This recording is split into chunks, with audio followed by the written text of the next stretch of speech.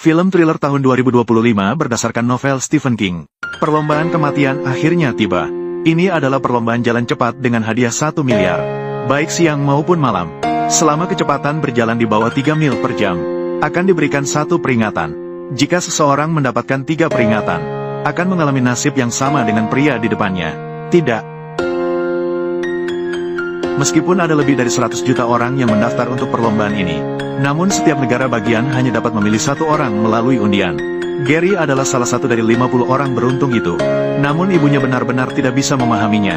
Padahal kondisi di rumah tidak memerlukan dia untuk ikut permainan yang mempertaruhkan nyawa ini. Namun Gary sangat tegas datang ke arena. Perlombaan belum dimulai.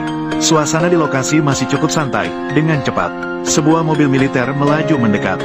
Tentara di dalam mobil itu bernama Kolonel. Dia adalah penguasa tertinggi negara ini. Ternyata Amerika telah mengalami perang saudara yang menghancurkan segalanya, membuat ekonomi terjebak dalam krisis yang serius. Untuk menyatukan setiap negara bagian dan meningkatkan produktivitas, Kolonel pun mendirikan kompetisi yang mirip dengan permainan lapar ini. Kita akan menjadi kekuatan terkuat di dunia lagi. Dengan Kolonel yang memberikan semangat, kompetisi yang kejam ini secara resmi dimulai. Kendaraan militer membuka jalan bagi semua orang. Waktu berlalu detik demi detik. Di tepi jalan terlihat suram, dengan cepat. Semua orang kemudian berjalan sejauh 5 mil.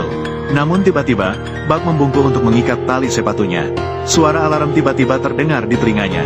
Ternyata ada kerikil di dalam sepatunya. Peringatan untuk peserta nomor 5. Peringatan kedua. Peserta nomor 5. Peringatan ketiga. Cepat bangkit, Buck.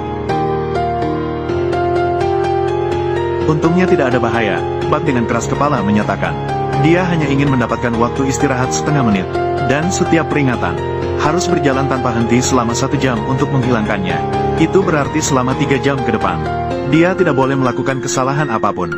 Untuk menghabiskan waktu yang membosankan di perjalanan, semua orang membayangkan kehidupan setelah memenangkan pertandingan.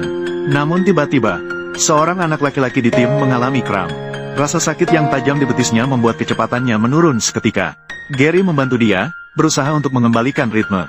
Namun, semua penonton yang pernah mengalami kram tahu, melanjutkan perjalanan hanya akan memperburuk rasa sakit. Ini tidak adil. Ini tidak adil.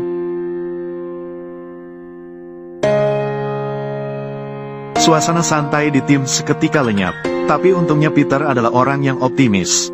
Dia ingin Garrity dan Arthur membentuk 3 musketier, saling mendukung satu sama lain hingga detik terakhir. Tetapi tiba-tiba, seorang pria terjatuh ke tanah dengan berbusa di mulutnya.